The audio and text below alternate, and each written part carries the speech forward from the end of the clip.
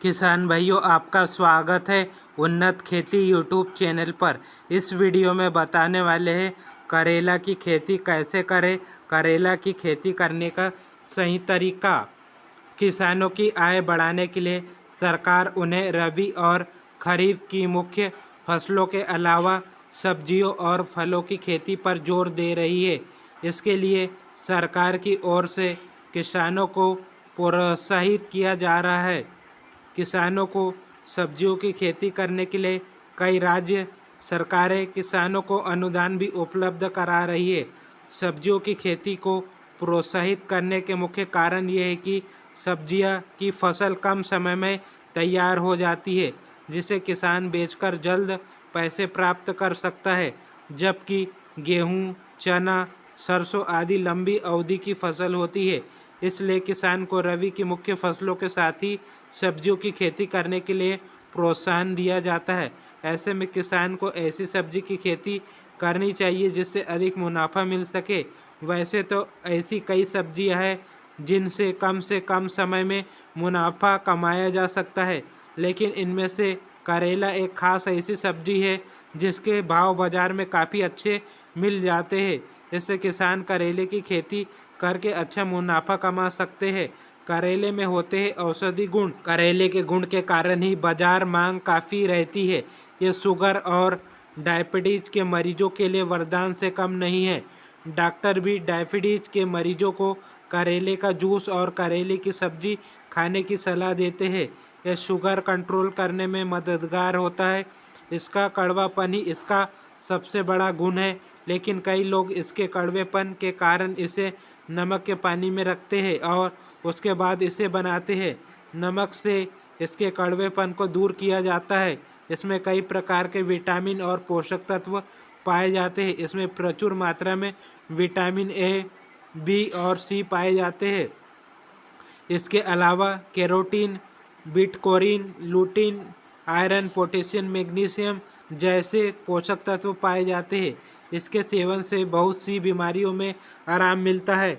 इसका सेवन त्वचा रोग में भी लाभकारी होता है। ये रोग प्रतिरोधक क्षमता बढ़ाया जाता है। इसके सेवन से पाचक शक्ति बढ़ती है। पथरी रोगों के लिए भी इसका सेवन काफ़ी लाभकारी बताया गया है। इसके अलावा इसका सेवन उल्टी, दस्त, मोटापा कम करने के साथ ही खूनी बवासीर, पीलिया रोग में भी किया जाता है। किसान करे करेले की खेती। किसान करेले की खेती से बहुत कम लागत पर काफ़ी अच्छा मुनाफा कमा सकते हैं। कई किसान बताते हैं कि इसकी खेती से जो लागत लगती है उसका 10% तक अधिक मुनाफा मिल जाता है, क्योंकि बाज़ार में इसकी मांग बनी रहती है, जिससे इसके अच्छे भाव मिल जाते हैं। कई किसान इसकी खेती करके अच्छा मुनाफा ले रहे हैं। यूपी के हरदोई के किसान जो करेले की खेती करते हैं वो बताते हैं कि 1 एकड़ खेत में करेले की किसान को अच्छे मुनाफे के साथ करीब 3 लाख रुपए प्रति एकड़ का फायदा होता है। इस तरह खेती लागत से 10 गुना की कमाई हो जाती है। करेले की खेती कैसी होनी चाहिए? मिट्टी। करेले की खेती के लिए बालू दोमट मिट्टी सबसे अच्छी मानी जाती है। इसके अलावा नदी किनारे की जलोढ़ मिट्टी भी इसकी खेती के लिए अच्छी होती है। करेले की खेती के लिए कितने तापमान की आवश्यकता होती है? करेले की खेती अधिक तापमान की ज़रूरत नहीं होती है। इसकी अच्छी उत्पादन के लिए 20 डिग्री सेंटीग्रेड से लेकर 40 डिग्री सेंटीग्रेड के बीच तापमान होना चाहिए। इसकी खेती के लिए खेत में नमी बनाए रखना जरूरी है। करेले की बुआई के लिए उन्नत किस्में। करेले की बुआई के लिए कई उन्नत किस्में उपलब्ध है। किसान अपने क्षेत्र के अनुसार इसका चयन कर सकता है। करेले की जो उन्नत किस्में ज़्यादा प्रचलन में उनमें कल्याणपुर, बारहमासी, पूसा विशेष, हिसार सिलेक्शन, कोयम्बटूर लॉन्ग, अर्का हरित, पूसा हाइब्रिड 2, पूसा औषधि, पूसा 2, मौसमी पंजाबी करेला, पंजाब 14, सोलनहार ऐसी किस्में प्रचलित है। करेले की बुआई का उचित समय। वैसे तो करेले की खेती 12 मास की जाती है, क्योंकि वैज्ञानिकों ने करेले की ऐसी हाइब्रिड किस्में विकसित कर दी है जिसमें आप करेले की खेती साल भर कर सकते हैं। इसकी बुआई को हम 3 तरह से विभाजित कर सकते हैं, जो इस प्रकार है। गर्मी की मौसम की फसल के लिए जनवरी से मार्च तक इसकी बुआई की जा सकती है। मैदानी इलाकों में बारिश के मौसम में इसकी बुआई जून से जुलाई के बीच की जाती है। पहाड़ी क्षेत्रों में इसकी बुआई मार्च से जून तक की जाती है। करेले को बीजों की बुआई का तरीका। करेले को दो तरीके से लगाया जा सकता है। एक तो बीजों द्वारा सीधा इस खेत में बोकर, दूसरा इसकी नर्सरी तैयार करके। जब पौधे खेत में बोने लायक हो जाए तो इसकी बुआई कर दे। हम आपको नीचे करेले की बुआई करने की तीसरा तरीका स्टेप बाय स्टेप बता रहे हैं।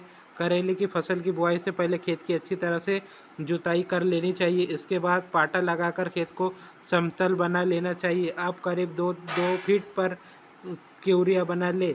इन कोरिया को डाल के दोनों ओर करीब 1 से 1.5 मीटर की पर बीज की रोपाई कर दे।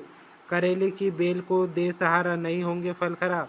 करेला लती यानी झाड़ के रूप में बढ़ता है। यदि इसे सहारा नहीं दिया जाए तो इसकी सारी फसल खराब होने का डर रहता है।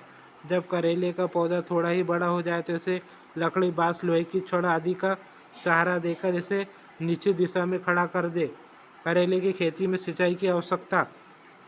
वैसे तो करेले की फसल कम ही सिंचाई की ज़रूरत होती है, बस खेत में नमी बनी रहनी चाहिए। इसके लिए हल्की सिंचाई की जा सकती है। फूल व फल बनाने की अवस्था में इसकी हल्की सिंचाई करनी चाहिए, लेकिन इस बात का ध्यान रखें कि खेत में पानी का ठहराव नहीं होना चाहिए। इसलिए खेत में जल निकासी का प्रबंध जरूर करें जिससे फसल खराब न हो।